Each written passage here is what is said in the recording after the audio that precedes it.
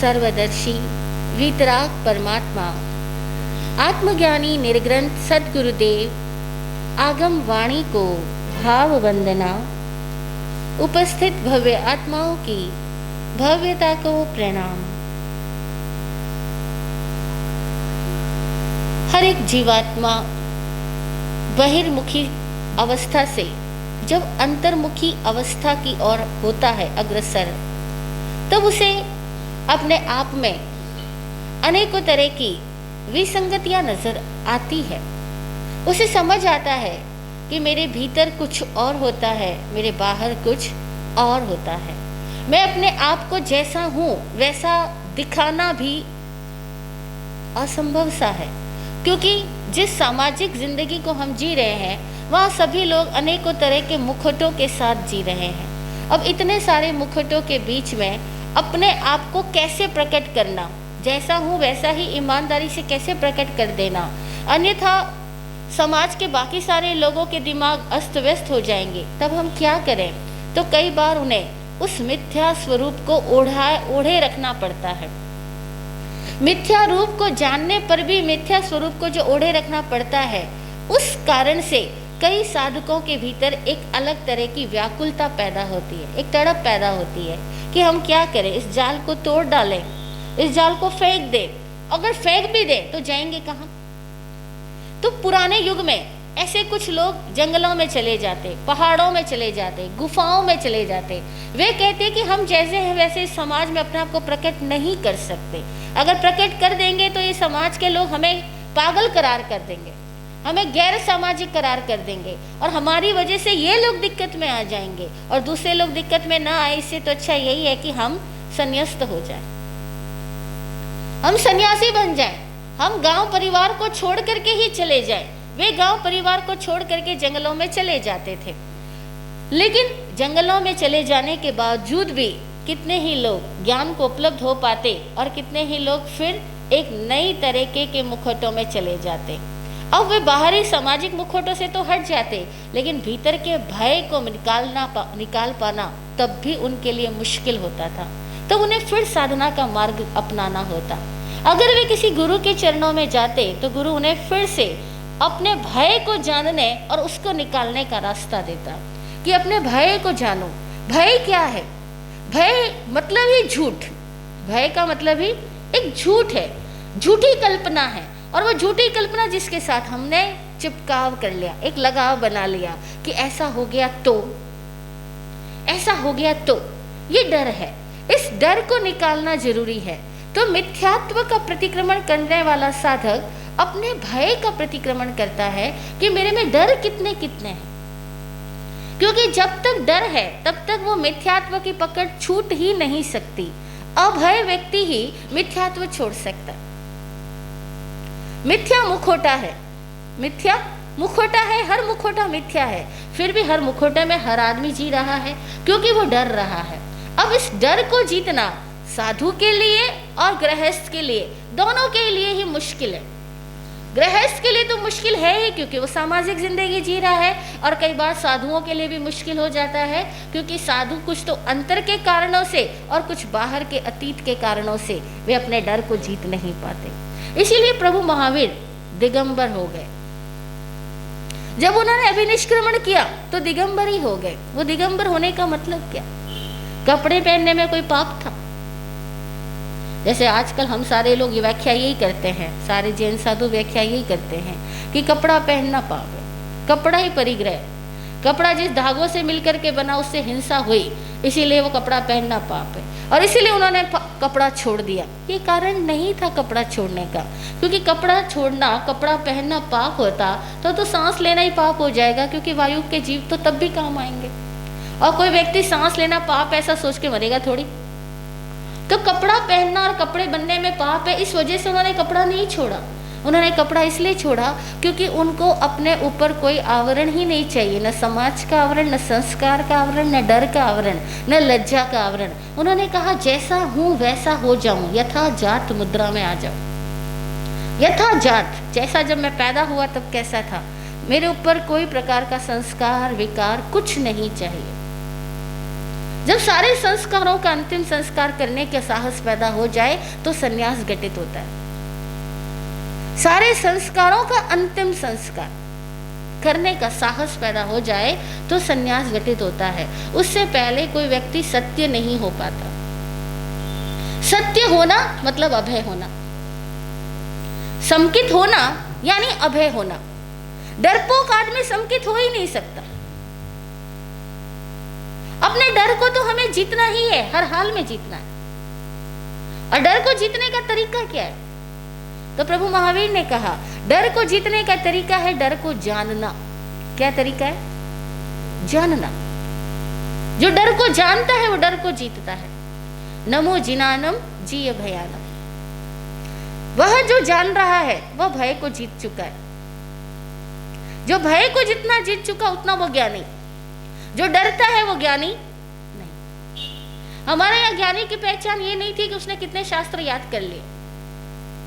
पुराने युग से ज्ञानी की पहचान ये नहीं कि वो 4 वेदों को कंठस्थ किए हुए है, या 32 शास्त्रों को कंठस्थ किए हुए है, या 45 सूत्रों को कंठस्थ किए हुए है, या वो 84 शास्त्रों को कंठस्थ किए हुए हैं, या उसने 4 धाम की यात्रा कर ली है, या कितने व्रत जप तप उपवास कर लिए हैं। इससे कोई ज्ञानी की पहचान नहीं।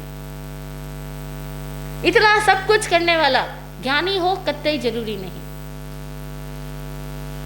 बल्कि आप कई बार देखो बड़ी विचित्रता मिलेगी।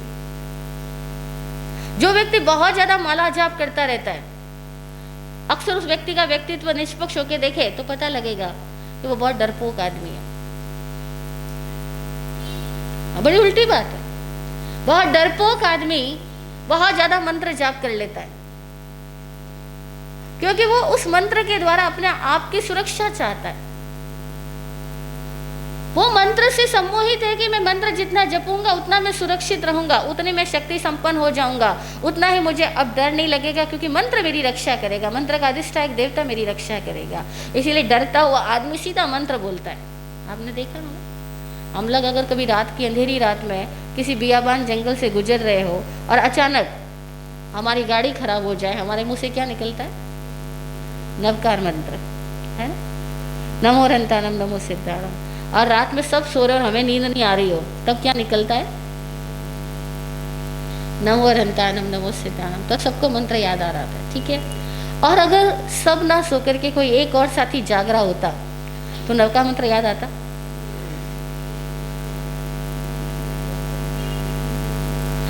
तो किसी को नवकार मंत्र याद नहीं आता तो बातें करना याद आता, तो हमारी बातों की समाप्ति नहीं होती, क्योंकि हम 2 हैं। अब चूंकि हम अकेले हैं तो हम क्या करें? तो हम सोचते हैं नींद भी नहीं आ रही, अकेला हूँ, सब सोए पड़े हैं, तो चलो मैं मंत्र जाप कर लेता हूँ। तो मंत्र किस लिए जप रहे थे? नींद आ जाए इसीलिए।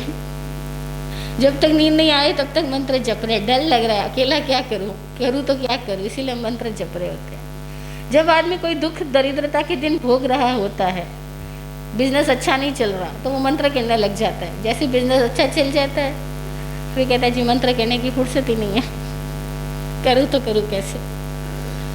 तो बड़ा विचित्र है हम लोग तो धर्म का प्रयोग भी तब करते हैं डर की सुरक्षा के लिए। और प्रभु महावीर ये कहते हैं जो डरता ही नहीं वो धर्म है। देखो कितने विपरीत रूप है हमारा। हमारे लिए धर्म है डर में एक सुरक्षा का, सम्मोहन का एक साधन, सुरक्षा का एक बचाव का तरीका, कि धर्म में जाएंगे तो बच जाएंगे।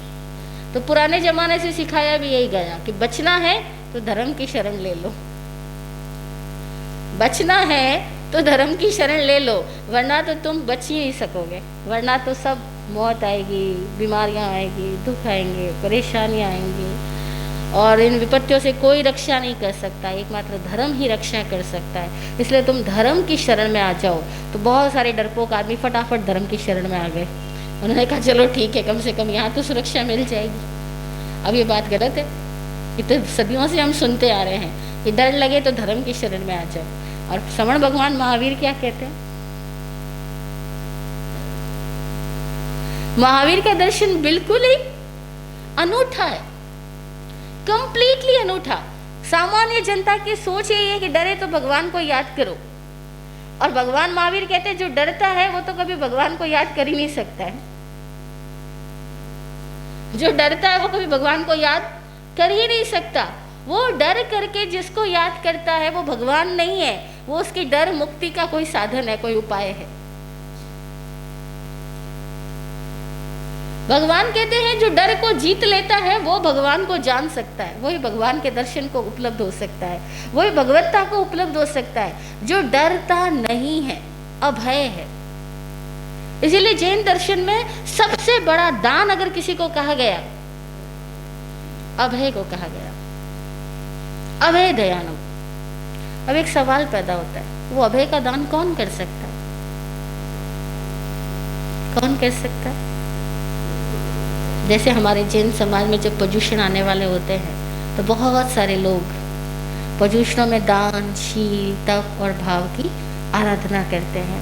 और जैसे उनके दिमाग में दान का कॉन्सेप्ट आता है तो तुरंत कहते हैं यूँ करो, जो बकरे कटते हैं उनको अमर करवा दो, बकरा अमर करवा दो, यानी जो कसाई खाने से बकरे को छुड़वा लाओ, उनको 5,000, 2,500, 15,000 जितना वो रुपए मांगे उतने दो, एक एक बकरे को उस बाड़े से निकाल दो, तो हमने अभय दान दे दिया। दे दिया जी, बकरा अमर करवा दिया, अभय दान मिल गया बकरे को। अब बकरे को कोई मौत का डर नहीं लगेगा, क्या लगेगा? उसके गर्दन पे कभी कोई तलवार नहीं चलेगी? चलेगी। उसने ये बकरा छोड़ दिया, वो 15,000 रुपये लेकर या 5,000 रुपये लेकर के वो क्या करेगा? वो दूसरा बकरा लाएगा, वो तो अपना ही काम करने वाला है। और बकरा इस कसाई से नहीं मरेगा, किसी और कसाई से मरेगा, बिना कसाई के मौत से मरेगा। अभय दयानम कैसे हुआ? लेकिन न जाने कैसे हमारे यहाँ ऐसे रिवाज चल गए कि बस इस तरह से हम अभयदाता बन जाते हैं। कौन अभय का दान कर सकता है? हम किसी भी चीज का दान कब कर सकते हैं? जबकि वो हमारे पास हो। अगर वो हमारे पास है ही नहीं तो हम उसका दान कैसे करेंगे? हम खुद तो भयभीत है, खुद तो भयग्रस्त है और सोचते हैं कि हम अभय का दान कर देंगे। पॉसिबल नहीं। अभय का दान ऐसे पॉसिबल नहीं हो सकता। अभय का दान केवल तभी हो सकता है जब हम स्वयं भय मुक्त हो गए हो, तब हमारे से वो दान किया नहीं जाएगा, वो दान स्वयं में हो जाएगा। क्योंकि जो डरता नहीं है वो किसी को डराता भी नहीं है, वो किसी को डरा सकता ही नहीं है, उसके होने से किसी को भय लगता ही नहीं है। जो खुद डरता है वही अपने डर से पलायन करने के लिए, अपने डर से बचने के लिए हिंसा करता है, और तब वो हिंसा करता है तो उससे बहुत सारे लोग डरते हैं। और हिंसा कौन करता है? आचारांग सूत्र स्पष्ट कहता है कि जिसको मन में शंका है वही हिंसा करता है। जिसको भीतर में शंका है, डर है, हाय मेरा क्या होगा, कहीं ये जानवर मुझे आके मार न डाले, कहीं ये इंसान मेरा बुरा ना कर दे, कहीं ये मेरी गुप्त बात बाहर कह ना दे, कहीं ये मेरी पोल ना खोल दे, कहीं ये मेरे को अपमानित ना कर दे। इंसान डर के मारे हिंसक बन जाता है, डर के मारे झूठा हो जाता है। और जब तक हम इस डर को जान नहीं लेते तब तक हम एक्चुअल में मिथ्यात्व से मुक्त हो नहीं सकते। मिथ्यात्व मुक्ति के लिए, यानी भीतर में सत्य उजागर हो, उसके लिए हर एक इंसान को अपने आप के भीतर के भयों की परतों को जानना, उगाड़ना और उनसे मुक्त हो जाना जरूरी है। तभी सत्य प्रकट होता है। और जनरली लोगों को इस सत्य से कोई लेना देना नहीं कि हम सत्य को जिए। सब लोग कहते हैं बस डर के जी रहे हैं, तो यूँ करो, एक काम करो कि इतनी ताकत इकट्ठी करो कि हमें ना डरना पड़े, लोग हमसे डरे। दुनिया की सोच क्या होती है? भाई डर तो सत्य है, हर कोई डर रहा है और कॉमन है, सर्वसाधारण है। तो हम क्या करते हैं? इस डर से बचने के लिए, इस डर से हटने के लिए हम हिंसा नहीं करना चाहते, तो हम एक काम करते हैं, हम अपने आप को इतना शक्ति संपन्न बना लें कि हमें ना डरना पड़े। अब दूसरे हमसे डरे वो उनकी मर्जी, हमें तो नहीं डरना पड़ेगा। तो अधिकांश लोग एक रास्ता अख्तियार करते हैं, वो है शक्ति पाने का। और शक्ति पाने के लिए ही धन इकट्ठा करते हैं, शक्ति पाने के लिए, शक्ति संपन्न दिखलाने के लिए अपने आप को बड़ी बिल्डिंग बनाते हैं। शक्ति संपन्न दिखलाने के लिए हर एक चीज बड़ी बड़ी हो, मजबूत मजबूत हो। छोटी गाड़ी थी तो बड़ी गाड़ी आ जाए, छोटा फ्लैट था तो बड़ा घर बन जाए, कम सामान थे तो अच्छे ज्यादा सामान आ जाए, कम सम्मान की डिग्रियां थी तो ज्यादा डिग्रियां मिल जाए। इसीलिए हर आदमी पदों के पीछे दौड़ता है। क्यों दौड़ता है? क्योंकि जैसे ही पद मिल गया तो शक्ति आ गई, शक्ति आ गई तो अब मुझे मेरा डर दिखलाई नहीं पड़ेगा। लोग भले डरे, मेरे अंदर से तो डर दिखलाई पड़ना बंद। तो हम एक रास्ता अपनाते हैं जिसमें हम अपने डरों से बचने के लिए शक्ति इकट्ठी करते हैं। अब जरा सोचे, महावीर को ऐसी सारी शक्तियां जन्म से मिल चुकी थी। गौतम बुद्ध को जिस पद को हम पाने के लिए जिंदगी भर प्रयास करते हैं, गौतम बुद्ध को, भगवान महावीर को ये सारी शक्तियां तो सहजता से उपलब्ध थी क्योंकि वे राजघराने में जन्मे थे। उनके पास तो कोई डरने का कारण नहीं बचा होगा, क्योंकि दुनिया जिस महलों में जीना चाहती है, जिस महलों को बनाने के लिए दिन रात मशक्कत करती है, वो महलों में तो उनका जन्म हुआ। दुनिया जिस पद को पाने के लिए लड़ाई झगड़ा करती है, जिस पद को पाने के लिए सारे दांवपेच करती है, वो ऐसे पदों पर नियुक्त होने के लिए राजकुमार के रूप में पैदा हुए। फिर क्या कारण रहा होगा कि उन्होंने वो सारी चीजें भी छोड़ दी? क्या कारण रहा होगा? सोच सकते हैं भाई। हम लोग तो डर से बचने के लिए शक्ति इकट्ठा करते हैं और उनको शक्ति मिली हुई है और वो शक्ति को छोड़ रहे हैं, तो कारण क्या रहा होगा? उनको उस शक्ति में कहां मिथ्यात्व नजर आया होगा? हमें तो नजर नहीं आ रहा, उनको क्या नजर आया होगा? कुछ तो नजर आया होगा। उनको लगा होगा कि ये सब कुछ पाने के बावजूद क्या मेरी वजह से बहुत लोग डरते हैं, एक बात, और दूसरी बात कि मुझसे ज्यादा शक्तिशाली लोग भी यहाँ मौजूद हैं जिनकी वजह से मेरे पिताजी डरते हैं। कोई राजा निश्चिंत होकर के सोता है क्या? हाँ? और कोई बहुत धनी मानी आदमी भी निश्चिंत होकर सो पाता है क्या? जनरली सबको डर रहता है, सबको डर रहता है। उससे ज्यादा शक्ति वाले लोग उसके चारों ओर रहते हैं, उनसे भी डर रहता है। दूसरा नया कॉम्पिटिटर आ गया मार्केट के अंदर और वो कमाने लग गया और आपका बिजनेस डाउन होने लग गया, अब क्या होगा? डर पैदा फिर से हो जाएगा।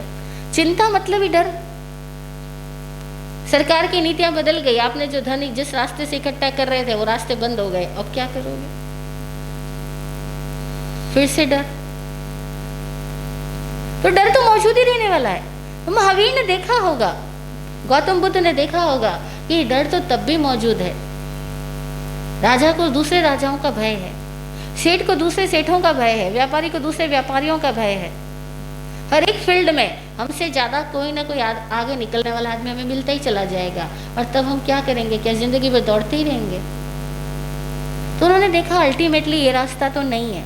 रास्ता क्या है? अगर मैं डर के मारे कितना भी भागूं, मैं जहां पहुंचूंगा वहां फिर मुझे डराने वाला कोई व्यक्ति मौजूद रहेगा, कोई और होगा जिसको देख करके मेरे प्राण फिर से कंप रहे होंगे। फिर मैं सुरक्षा का साधन खोजूंगा और फिर मैं किसी मंत्र का, किसी देवी देवता का सहारा ले रहा हूँगा। और जो लोग देवी देवताओं का सहारा लेते हैं डर से बचने के लिए, वे जब देवी देवताओं की हकीकत को जानते तो बड़े हैरान हो जाते हैं कि ये पुराण भरे पड़े हैं कि हर देवी देवताओं में भी आपस में लड़ाइयाँ होती है और तब बड़े देवता आकर के उन लड़ाइयों को शांत करते हैं। सारे पुराणों में ऐसी स्टोरीज है। हाँ, असुरों में और इंद्रों में, देवताओं में और राक्षसों में युद्ध होते हैं, और युद्ध होते हैं कई बार इंद्र को भागना पड़ता है, मतलब इंद्र तक। अब दुनिया इंद्र को याद करे और वो इंद्र खुद भाग के जाता है कि अब किसकी शरण में जाऊं, यहाँ तो मुझे खौफ है। हाँ?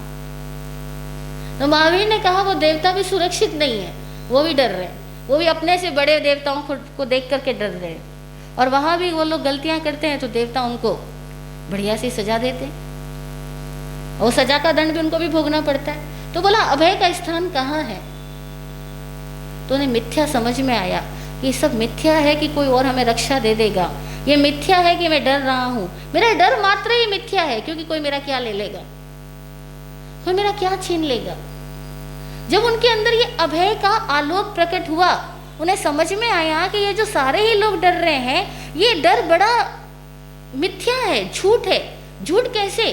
एक एग्जाम्पल से समझना कि हम किसी कमरे में गए, बंद कमरे में, हमने जैसे ही लाइट ऑन करी और वैसे हमें ट्यूबलाइट के पास में छिपकली दिखाई दी और छिपकली एकदम से चलने लग गई और वो ऊपर से नीचे आने लग गई। क्या हुआ? हमें डर लगा, हमें डर लगा और ये छिपकली हमारे ऊपर ना आ जाए। और आपको पता है छिपकली को क्या लगा? छिपकली को हमसे डर लगा। हम लेटे हुए थे, चूहा हमारे पास आया और हमारे हाथ को एकदम से छू के चला गया और हमारा एकदम हाथ हिला, अरे चूहा! हम डर गए। और पता उसी टाइम में चूहे की स्पीड देखी आपने? जैसे आप डरे उस समय चूहे की स्पीड कैसी हो गई थी? तब चूहा भी डर गया था। मतलब डर की हकीकत क्या है कि हम जिससे डर रहे हैं वो हमसे डर रहा है। लो, हमें चूहे से डर लगे और चूहे को हमसे डर लगे, हमको छिपकली से डर लगे, छिपकली को हमसे डर लगे, हमको सांप से डर लगे, सांप को हमसे डर लगे, हमको शेर से डर लगे और शेर को इंसान से डर लगेगी। एक गोली चलाई नहीं मैं तो मर जाऊंगा। तो ये डर क्या है? सच्चा है या झूठा है? सच्चा है। डर टोटली झूठा है। हम जिसके लिए सोचते हैं ना, लोग क्या कहेंगे, लोग क्या कहेंगे, पता है ये लोग क्या सोच रहे हैं हमारे बारे में? वे लोग क्या सोच रहे हैं हमारे बारे में? वे लोग ये सोच रहे हैं ये हमें क्या कहेंगे, ये हमें क्या कहेंगे। वो हमारे से डर रहे हैं, हम उनसे डर रहे हैं।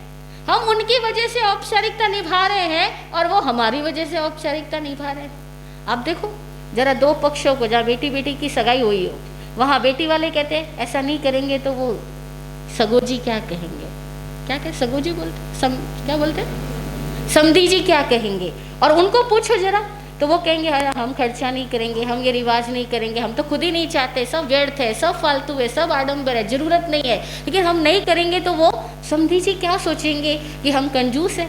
मतलब दोनों ही सेम सोच रहे होते हैं, लेकिन दोनों ही एक दूसरे के लिए ऐसा ऐसा बिहेव कर रहे होते हैं कि नहीं यार वो लोग हमारे बारे में कोई कल्पना ना ले ले, इसीलिए ऐसा खर्चा तो हमको करना पड़ेगा। तो महावीर ने ये देखा कि सारी दुनिया औपचारिकता में जी रही है, सारी दुनिया विचिकित्सा में जी रही है। ये विचिकित्सा कहलाती है। विचिकित्सा का मतलब कि हम सब ने पर्दों पे पर्दे डाल रखे हैं। वो कहते हैं ना प्याज के छिलके पे छिलका, छिलके पे छिलका। अभी छिलका कितना उतारा जाओ, हर छिलके के नीचे छिलका है, ऐसे हमारे दिमाग के अंदर छिलके ही छिलके हैं। तो भगवान महावीर ने कहा जब तक ये सब मौजूद है तब तक सत्य इनका स्वरूप प्रकट नहीं हो सकता। और सत्य प्रकट नहीं होता इसका मतलब निश्चित है कि आनंद प्रकट नहीं हो सकता। आनंद केवल सत्य में है, झूठ में आनंद नहीं हो सकता। झूठ में भीतर में तो डर रहेगा और बाहर में झूठी मुस्कान रहेगी।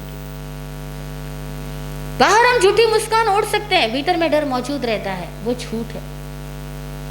तो प्रभु महावीर ने कहा एक इंसान अपना जब तक प्रतिक्रमण न करे, अपने मिथ्यात्व को न जाने, अपने झूठ को न जाने, अपने डर को न जाने, तब तक वो इन डर से मुक्त नहीं हो सकता। और जब तक वो इस डर से मुक्त नहीं होता तब तक इंसान होना या जीवन हमारा सार्थक नहीं हो सकता। और सवाल फिर से वही रह गया, तो हम डर को कैसे छोड़ेंगे? हम भय मुक्त कैसे हो सकेंगे? और क्या भय मुक्त होके जिया जा सकता है? एक सवाल फिर खड़ा हो गया। मैं आप ही से पूछ रही हूँ, वरना लोग कहेंगे हमारा सब बात सुन भी ले, लेकिन प्रैक्टिकलिटी क्या? हम भय मुक्त होके जी सकते हैं क्या? हम बिना पर्दों के, बिना औपचारिकताओं के जी सकते हैं क्या? आप लोगों से सवाल कर रही हो। नहीं जी सकते। हाँ,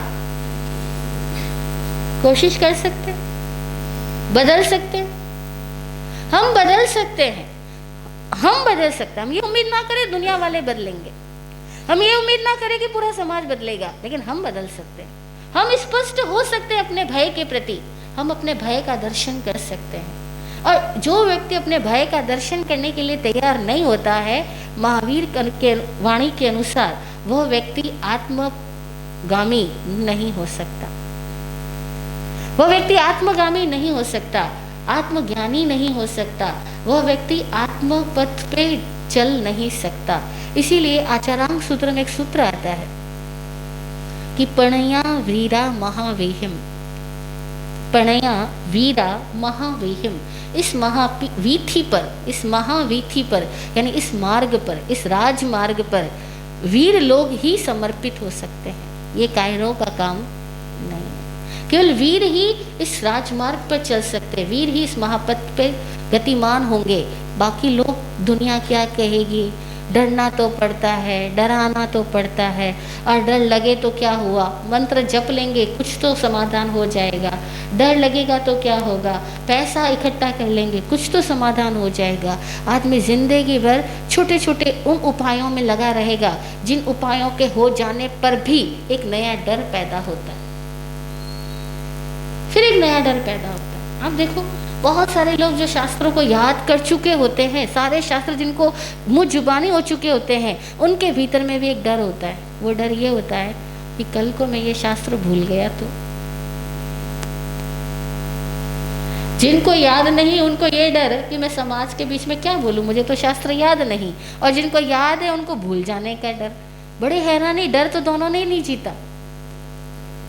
डर को वही जीतता है जो इस झूठ की सच्चाई को, जिस झूठ के दर्शन को उपलब्ध हो जाता है, जो इस डर के दर्शन को उपलब्ध हो जाता है कि डर कुछ नहीं एक मुखौटा है, डर कुछ नहीं एक कल्पना है, और बिना डर के जिया जा सकता है। तब स्पष्टता चाहिएगी, वाणी की स्पष्टता हो, सोच की स्पष्टता हो, तो ही डर मुक्त होकर के जिया जा सकता है।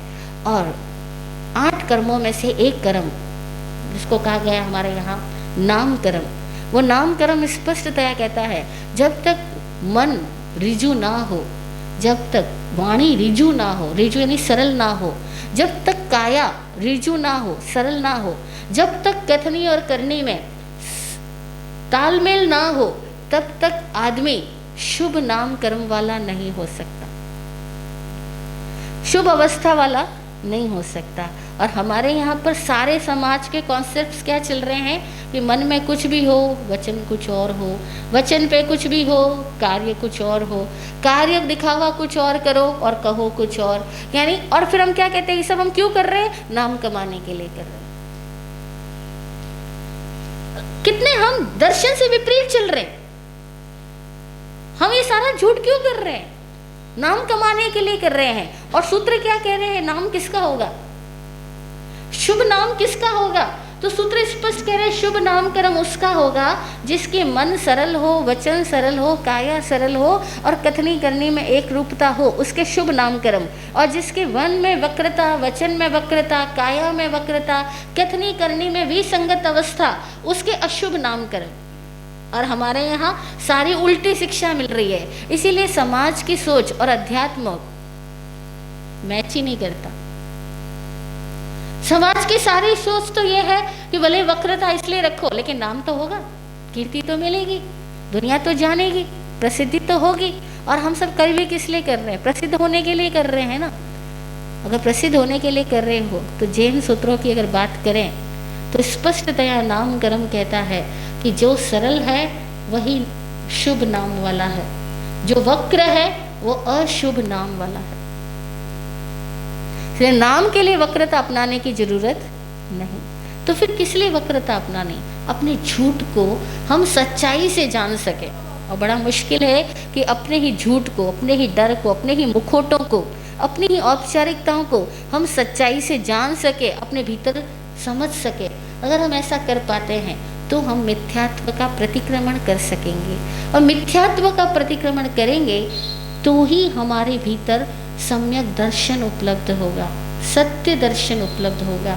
सत्य दर्शन होने पर प्रतिक्रमण की आगे की यात्रा चलती है। जब तक मिथ्यात्व ही नहीं शुद्ध होता तब तक आगे की यात्रा नहीं चल पाती। इसीलिए दुनिया सब प्रतिक्रमण कर रही है, व्रतों का प्रतिक्रमण कर रही है, लेकिन व्रत से पहली अवस्था तो ये अव्रत की अवस्था में मिथ्यात्व है, और हम अपने मिथ्यात्व को ही नहीं जान रहे। जैन सूत्र कहते हैं कि 5 प्रकारी प्रतिक्रमण होता है। प्रतिक्रमण 5 प्रकार का, और मूर्ति पूजक भी 5 प्रकारी प्रतिक्रमण करते हैं, लेकिन वो 5 प्रतिक्रमण करते हैं। और हम कह रहे हैं जो मूर्ति पूजकों में भी और स्थानकवासी में सेम सूत्र है, सूत्रों में भेद नहीं है, रिवाजों में भेद है। मंदिर मार्गी जिस तरीके से प्रतिक्रमण करते हैं वो अलग है, स्थानकवासी जिस तरीके से प्रतिक्रमण करते हैं वो अलग है, दिगंबर लोग जिस तरीके से प्रतिक्रमण करते हैं वो विधि विधान अलग है, और जो तेरापंथी लोग आजकल प्रतिक्रमण करते हैं वो भी सारे पाठ अलग है। ये सब अलग है। और हम उस प्रतिक्रमण के रिवाजों की बात नहीं करके हम अपने आप के प्रतिक्रमण को समझने की बात कर रहे हैं कि हम प्रतिक्रमण के दर्शन को समझें। प्रतिक्रमण किस तरह के पंच होते हैं? तो जैन सूत्र कहते हैं मिथ्यात्व का प्रतिक्रमण, अव्रत का प्रतिक्रमण, प्रमाद का प्रतिक्रमण, कषाय का प्रतिक्रमण और अशुभ योगों का प्रतिक्रमण। तो पहले हम बात कर रहे हैं मिथ्यात्व के प्रतिक्रमण की, कि वो मिथ्यात्व का प्रतिक्रमण हमें कैसे करना, अपनी मिथ्या को, अपने गलत विश्वासों को, अपनी धारणाओं को, अपने मति के मोह को हमें समझना, राय देने की आदत, इसको समझना ताकि अंतराय समझ में आए, मोहनीय समझ में आए। और फिर अब हम कह रहे हैं कि मिथ्यात्व तब तक है जब तक भय है। तो भय को देख पाना, भय को देखेंगे तो ही मिथ्यात्व छूटेगा। और अपने भय को देखना, भय कितनी तरह के हमारे अंदर में, और भय कब आता है और कब हम भय रहित अनुभव करते हैं। कभी करते हैं हम भय रहित अनुभव, औपचारिकता रहित अनुभव। मैं एक साइंटिस्ट के एक्सपेरिमेंट को पढ़ रही थी। वो साइंटिस्ट कहता है कि जैसे ही कोई और की निगाह हम पर आती है हम तुरंत बदल जाते हैं। जैसे ही किसी और की नज़र में हम आते हैं हमारे अंदर में एकदम से एक कंपन पैदा होता है और हम तुरंत बदल जाते हैं। एक नॉर्मल आप चल रहे हो और आपको पता लगे कोई आपके पीछा कर रहा है और वो आप ही को घूर रहा है, अब आपकी चाल कैसी होगी? एक क्षण में बदल जाएगी, ठीक है ना। वो साइंटिस्ट कहता है कि हमने ये बदलाव, दृष्टि की उपस्थिति मात्र से होने वाला बदलाव इलेक्ट्रॉन्स में पाया, यानी इंसानों में होता है वो हम आज कह रहे हैं।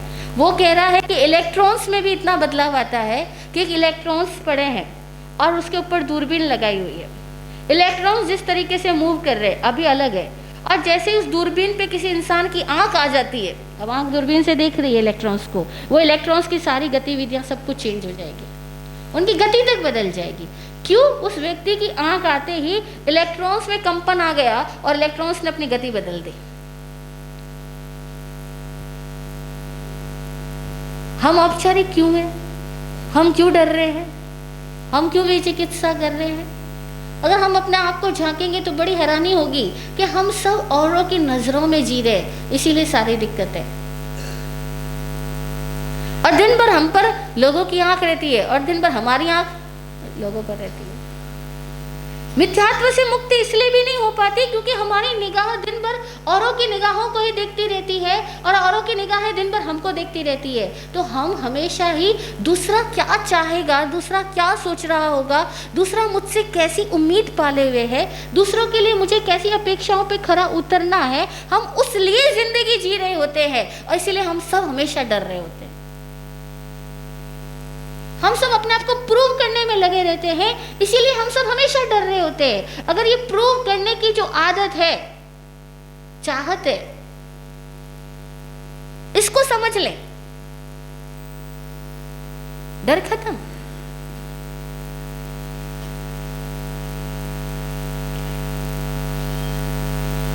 पूरा समाज ही इन बातों पे चल रहा है। परिवार में देखो, हर बच्चा पापा की खुशी के लिए, पापा अपने पापा की खुशी के लिए या अपने बच्चों की खुशी के लिए, औरत को पूछो अपने हस्बैंड की खुशी के लिए, सब कुछ किसके लिए कर रहे हैं हम? जब मुझे छोटे बच्चे मिले वो कहते महाराज साहब दिन रात पढ़ते हैं। मैंने कहा मन से? नहीं, मम्मी पापा की खुशी के लिए। उसके पापा मुझे मिले, बोले दिन रात मेहनत करते हैं, सब कुछ इतना पैसा कमाते हैं। मैंने कहा खुशी से? अपनी नहीं, बच्चों की खुशी के लिए। मैंने कहा ठीक है, बच्चे अभी आपकी खुशी के लिए, आप बच्चों की खुशी के लिए, और यही बच्चे जब कल बड़े हो जाएंगे वो अपने बच्चों की खुशी के लिए कर रहे होंगे। यानी पूरी जिंदगी हम दूसरों की खुशी के लिए। और फिर भी पता हम क्या कहेंगे मरते वक्त, इतना कुछ किया लेकिन कोई अपना नहीं हुआ और मैं फिर भी किसी को खुश नहीं कर पाया। ठीक है, मिथ्या यात्रा का परिणाम क्या होगा जान ले। मिथ्यात्व की यात्रा की अंतिम परिणति क्या होने वाली है? आप लाखों लोगों को देख लो, मरने के क्षणों के उनके दिल के गम सुन सको तो सुनना। मुझे भी मौका मिला एक बहुत बड़ी उम्र की साध्वी जी उनके पास बैठने का, जो मरने ही वाली थी। उनको भी पता था कि उनको बीमारी ऐसी हो चुकी और इतनी लंबी समय निकल चुका है इस बीमारी में कि अब मैं जाने वाली हूँ। पहली बार मुलाकात हुई उन साध्वी जी से। वो मुझे पहले नहीं जानती थी, मैं भी नहीं जानती थी। जैसे ही मैं जाकर के बैठी, साध्वी जी बहुत लंबे समय से साधना कर रही है, तो बहुत तेज है उनके अंदर में। तो हमें देखते ही कुछ बोला अच्छा सा उन्होंने। उसके बाद मैंने कहा आपको साता है, समाधि है, भावों में शांति है? बोली नहीं। मैंने कहा क्यों? इन शिष्याओं को लेकर के परेशान हूँ। ठीक है, स्वाभाविक सी बात है, हर घर में बुजुर्ग आदमी अपने बच्चों को लेकर के, बेटे पोतों को लेकर परेशान होता है। वो भी एक साध्वी जी, उनका भी एक संग, एक परिवार है। मैंने कहा महाराज साहब जी, शिक्षा जैसी है वैसी है, आपको पता है दोनों का लेवल अलग अलग है, दोनों का भी मैच एक दूसरे के साथ नहीं कर सकती, कर ही नहीं रही, कर भी नहीं, करेगी भी नहीं, लेकिन आप अपने भीतर समाधि रख के आराम से रहो। बोले यही सोचती हूँ कि इतना सब कुछ साधना भी कर रहे हैं, लेकिन फिर भी भावों में समाधि नहीं रहती, क्योंकि इनके लिए सब कुछ किया। मैंने कहा दिक्कत यही है, सारी जिंदगी हम इनके लिए करते रहे, है ना, और हम यही सोचते रहे ये खुश हो जाए, ये ऐसा हो जाए, ये वैसा हो जाए। इसके लिए हम पूरी अपनी विल लगाते हैं, पूरी विल लगाते हैं, और मरते वक्त भी अपनी विल लिख करके जाते हैं, और फिर भी मरते समय दुखों में मर रहे होते हैं। क्यों? क्योंकि हम लोग इन औपचारिकताओं को, इन डरों को, इन लज्जाओं को, इन आडंबरों को छोड़ नहीं पाते। महावीर ने उस सत्य को देखा कि सत्य दिगंबर है, सत्य दिगंबर होने में है, सत्य कपट मुक्त होने में है, सत्य लज्जा मुक्त होने में है, सत्य औपचारिकता मुक्त होने में है, सत्य भय मुक्त होने में है। डरपोक आदमी कभी सत्य को प्रकट नहीं कर सकता। वो साधु बन जाए तो क्या हुआ, वो किसी पद पे आ जाए, बड़ा साधु कहला दे तो भी क्या हुआ, उसके अंदर की औपचारिकता है उसको सत्य उजागर नहीं होने देती। और औपचारिकताओं की पकड़ आदमी केवल डर के मारे नहीं छोड़ता है, और डर वह जो 100% झूठ है। इसीलिए इस मिथ्यात्व का प्रतिक्रमण भी जिंदगी में हो जाए तो बहुत है। अव्रत प्रमाद कषाय अशुभ योग की बात तो आगे करेंगे, पहले एक चीज का भी प्रतिक्रमण हो जाए। हम अपने मिथ्या को, यानी अपने झूठ को, अपने मुखौटों को, अपने गलत विश्वासों को, अपने गलत संस्कारों को, अपनी इस लज्जापूर्ण औपचारिकतापूर्ण सोच को समझ पाए और इसके परे एक क्षण भी हो पाए, मतलब दुनिया की नजरों की पकड़ में, गिरफ्त में न रहें। कोई क्या देखता है, कोई क्या सोचता है, इसकी गिरफ्त में न रहें। शब्द पे ध्यान देना, मैं कह रही हूं इसकी गिरफ्त में मत रहो कि कौन क्या कहेगा आपके लिए। इसकी गिरफ्त में न रहें तो ही सत्य प्रकट हो सकता है। आचारांग सूत्र का एक सूत्र है, श्रमण भगवान महावीर की वाणी का प्रामाणिक ग्रंथ माना जाता है आचारांग सूत्र, और अब तक हमारे 32 शास्त्रों में से सबसे पुरानी भाषा और पुराना शास्त्र माना जाता है आचारांग सूत्र। कहते हैं इसके अंदर सबसे कम फेरबदल हुआ, बाकी बहुत सारे सूत्रों में बहुत कुछ फेरबदल हुआ है। इन आचारांग सूत्र की भाषा सबसे पुरानी है, और उसमें भगवान महावीर की वाणी का निकटतम ग्रंथ है ये, जहां बार बार साधक को एक बात कही जाती है कि लज्जमाणा पुढ़ो पास। एक शब्द आता है लज्जमाणा पुढ़ो पास। वहां भगवान कह रहे होते हैं हे लज्जामान सामने देख, हे लज्जामान आगे देख। पुढ़ो महाराष्ट्रियन भाषा का वर्ड है, पुढ़ो बोलते हैं आपके यहाँ, पुढ़े, पुढ़े यानी आगे।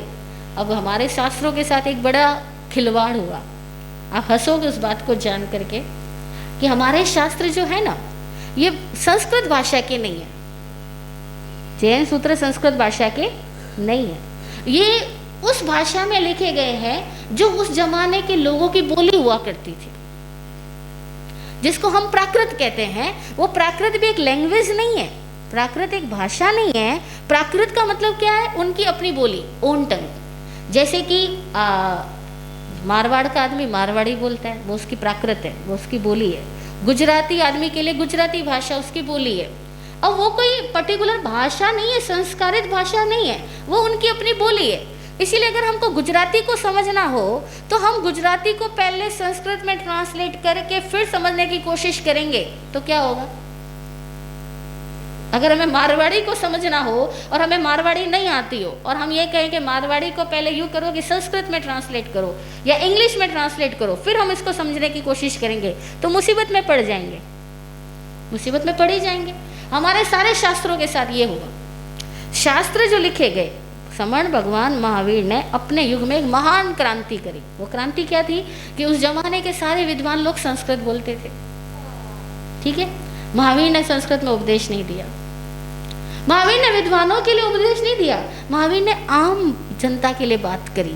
और आम जनता से बात उसी की बोली में की जा सकती है, भी उसी की बोली में की जा सकती है। आज हम लोग हिंदी भाषी लोग हैं और हमारे सामने आकर के कोई फ्रेंच में लेक्चर दे या जर्मनी में लेक्चर दे या मान लो कि अमेरिकन इंग्लिश में लेक्चर दे, तो भी हमें किसी को समझ में आने वाला, हम बैठ के कर लेंगे, लेकिन हमें समझ में कुछ नहीं आने वाला।